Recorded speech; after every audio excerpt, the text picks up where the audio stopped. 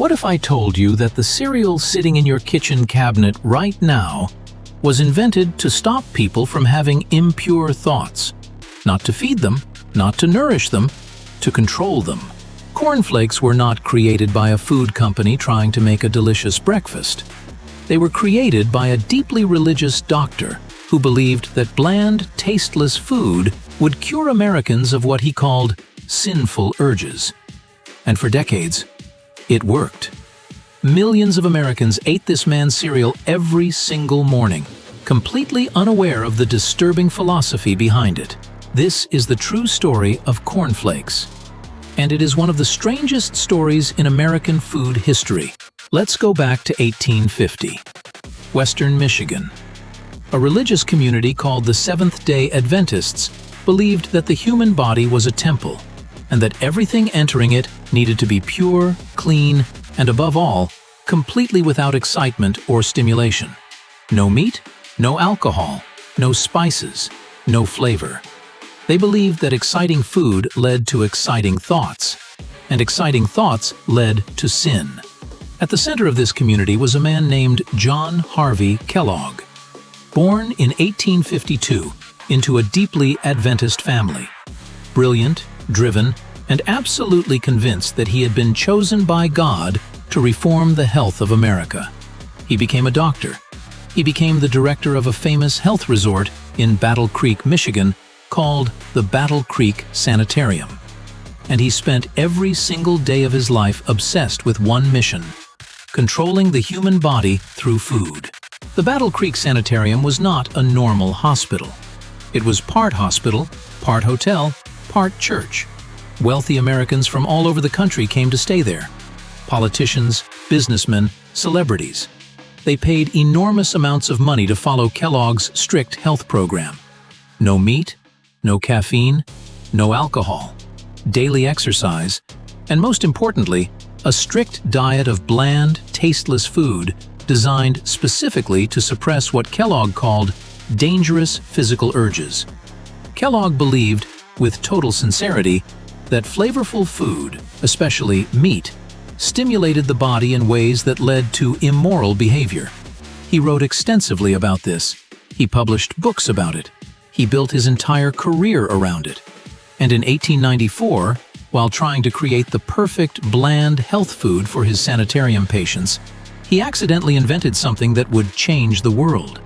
He had been boiling wheat, running it through rollers, trying to create a flat, tasteless cracker for his patients. One day, he left a batch of boiled wheat sitting out too long. It went slightly stale.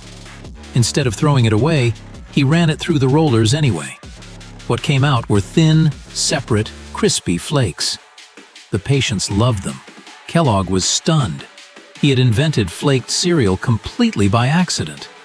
He quickly adapted the recipe using corn instead of wheat. The result was crispier, lighter, and even more popular with his patients. He called it Granos at first, then eventually Corn Flakes. He served them every morning at the sanitarium. Plain, no sugar, no flavor, exactly as he intended. A food so boring it would keep the mind peaceful and the body calm. But here is where the story takes a dramatic turn. John Harvey Kellogg had a younger brother named Will Keith Kellogg, known as W.K. Kellogg. Will worked for his brother at the sanitarium for years, underpaid, underappreciated, treated more like a servant than a partner. But Will had something his brother completely lacked: business instinct. Will saw what his brother could not. He saw that these cornflakes were not just a health food for sanitarium patients. They were a product, a mass market product. He wanted to add sugar to make them taste better. He wanted to package them and sell them to every household in America. John Harvey was furious. He refused. Adding sugar went completely against everything he believed in. The two brothers fought bitterly for years. In 1906, Will Keith Kellogg had enough.